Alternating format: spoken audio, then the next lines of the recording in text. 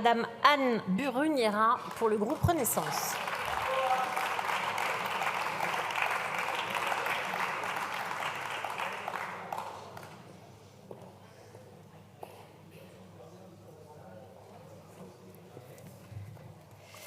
Madame la Présidente, Madame la Vice-présidente de la Commission, chers collègues, cette proposition de loi du Rassemblement national est un leurre. Contrairement à ce que ses auteurs laissent entendre, elle ne vise pas à interdire l'écriture inclusive. Non, elle poursuit un tout autre but.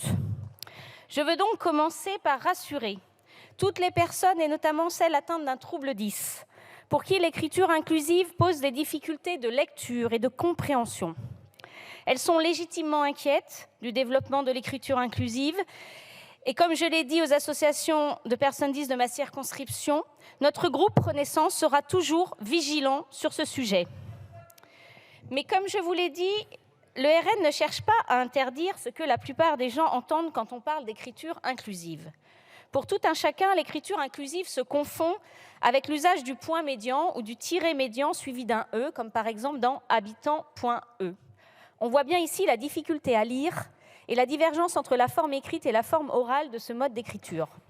Le principal problème de l'écriture inclusive est qu'elle n'a pas de base phonétique et qu'elle est impossible à lire à haute voix. Oui, il est clairement établi que ce mode d'écriture pose des problèmes d'apprentissage de la lecture et de compréhension. Et c'est pour cette raison qu'à la suite d'une alerte de l'Académie française, une circulaire du Premier ministre Édouard Philippe en a proscrit l'usage dans les textes officiels et actes administratifs dès novembre 2017.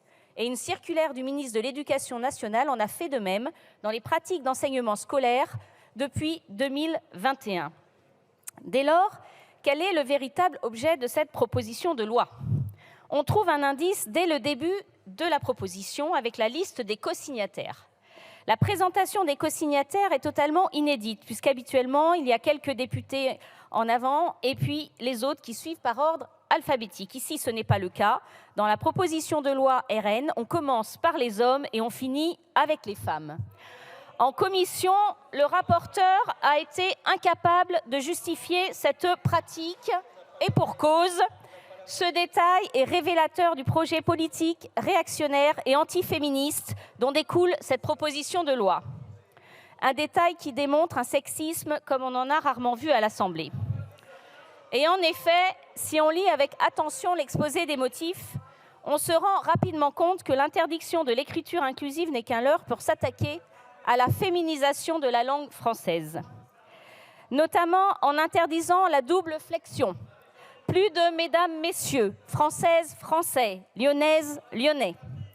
Plus de termes épicènes, termes non genrés. Plus de diplomates, plus de parlementaires. Plus d'artistes, plus d'athlètes. En fait, le RN ne cherche pas à interdire l'usage de l'écriture inclusive, mais à revenir sur la visibilité des femmes dans notre langue. D'ailleurs, le rapporteur se contredit dans son rapport sur l'objectif recherché. Il dit vouloir inclure dans la loi ce qui aujourd'hui relève de circulaire, car celle-ci serait mal ou non impliquée. Mais il indique noir sur blanc que ses auditions lui ont permis de constater que la circulaire de 2021 ne fait l'objet d'aucune difficulté d'application particulière dans les écoles et établissements scolaires. Non, en fait, le RN cherche ici à combattre une idéologie qu'il nomme le wokisme et qui chercherait, je le cite, à rendre visibles toutes les minorités, notamment les femmes. Je leur rappelle que nous ne sommes pas une minorité. À en croire le rapporteur, la féminisation des noms, les métiers, les fonctions serait à l'origine de ce processus. Cette féminisation fait pourtant aujourd'hui consensus en France, mais visiblement pas au RN, où même une avocate prétend tout à l'heure qu'on n'utilise pas ce terme alors que chacune peut le choisir au moment de faire sa carte professionnelle d'avocate. Le rapporteur prétend s'appuyer sur la grammaire pour défendre sa vision du monde.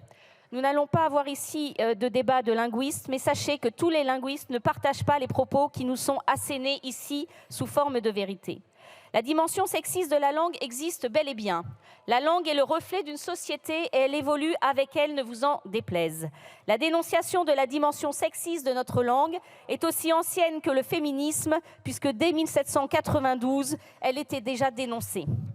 Si l'écriture inclusive au sens d'un mode d'expression qui permet d'assurer une égalité des représentations entre les hommes et les femmes dérange le RN, c'est parce qu'il rejette l'égalité femmes-hommes, le féminisme, la féminisation de notre langue. Le Front National a beau avoir changé de nom, élu une femme à sa tête, il ne change pas et reste un parti machiste et misogyne. Et il suffit d'écouter ses interventions dans l'hémicycle, notamment sur la place des femmes qui devraient rester à la maison pour s'en persuader. Merci de conclure. Nous ne voterons pas cette proposition de loi. Alors, la parole est maintenant à Madame Véronique